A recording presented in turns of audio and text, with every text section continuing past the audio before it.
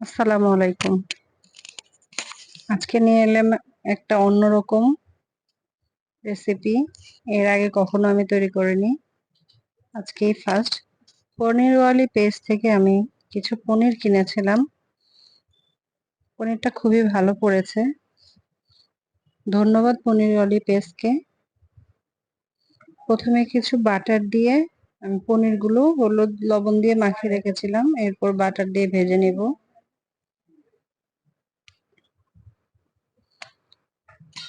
পনির দিয়ে আর কে কি রেসিপি দেখতে চান আমাকে একটু কমেন্টে জানিয়ে যাবেন।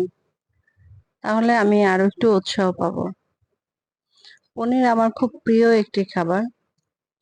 পালক পনিরটা, তারপর বাটার পনির খুব পছন্দ। আজকে আমি টমেটো পনির বানাবো। তার প্রথমে একটু লাল লাল করে ভেজে নিলাম বাটার দিয়ে। এরপর আমি এখানে কিছু মশলা, পেঁয়াজ, মরিচ, আদা বাটা, কাঁচামরিচ বাটা এগুলো দিয়ে মশলাটা কষিয়ে নেব। তার আগে আমি পনিরটা ভালো করে ভেজে উঠিয়ে নিয়েছি, লাল লাল করে ভেজে নিয়েছি। এতটা কড়া না ভাজলেও চলবে।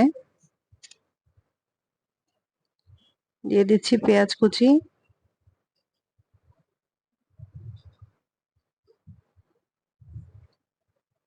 দিয়ে দিব এখানে কিছু কাঁচামরিচ কুচি। আমি একটু ঝাল ঝাল করতে যাচ্ছি, স্পাইসি। কিছু টমেটো কুচি রেখে দিলাম, দিয়ে দিব। ওটা দিয়ে কষিয়ে পেঁয়াজটা একটু হালকা নরম হয়ে আসলে বাকি মশলাগুলো দিয়ে দিব। দিয়ে দিলাম আদা রসুন বাটা। এখানে আপনারা পেঁয়াজ কুচি না দিয়ে পেঁয়াজ বাটা দিয়েও করতে পারেন, আর টমেটো কুচি না দিয়ে টমেটো পেস্ট করে দিতে পারেন। দিয়ে দিলাম এখানে আমি কাঁচামরিচের পেস্ট, আর এখানে হলুদ, মরিচ, ধনিয়া, জিরা, লবণ আর চিনি দিয়ে মশলাটা কষিয়ে নেব। সামান্য একটু চিনি দিয়েছি।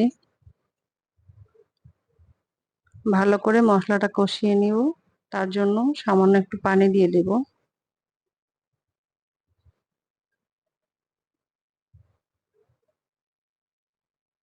এখানে মশলাটা ভালো করে কষিয়ে নিতে হবে, কারণ আমি যেহেতু ঝোল ঝোল রাখতে চাচ্ছি না, তাই মশলাটা ভালো করে কষিয়ে নিতে হবে। দিয়ে দিলাম এখানে টমেটো কুচি। এবার ভালো করে সবকিছু কষিয়ে নিব। 2 থেকে 3 মিনিট কষিয়ে নিলেই হবে।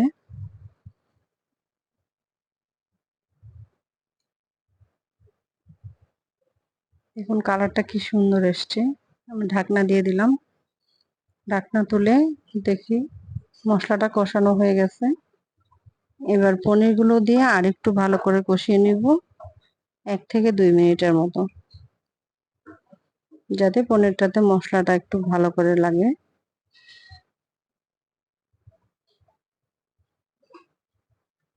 আজকে আমি যেহেতু প্রথম রান্না করছি, তাই একটু কোয়ান্টিটি কম নিয়েছি। দেখি খেতে বাচ্চারা পছন্দ করে কিনা।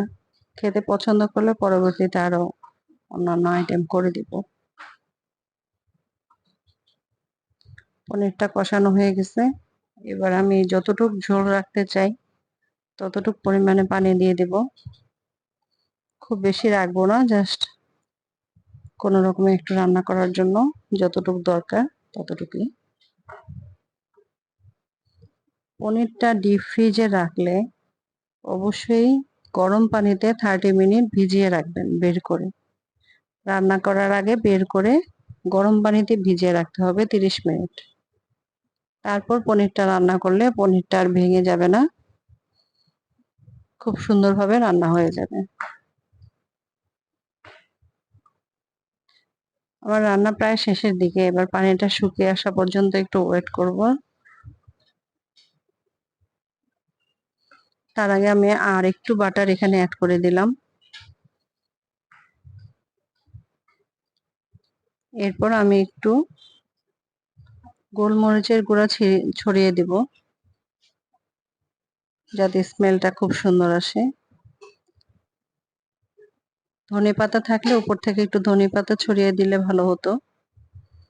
এই মুহূর্তে নেই, তাই দিতে পারলাম না। দেখেন আমার একটা পনিরও ভেঙে যায়নি, সবগুলো পনির আস্তে আস্তে আছে এবং দেখতে খুব লোভনীয় হয়েছে, খেতেও খুব মজা হয়েছে। আপনারা ট্রাই করে দেখবেন, ভালো লাগলে জানাবেন। আল্লাহ হাফেজ।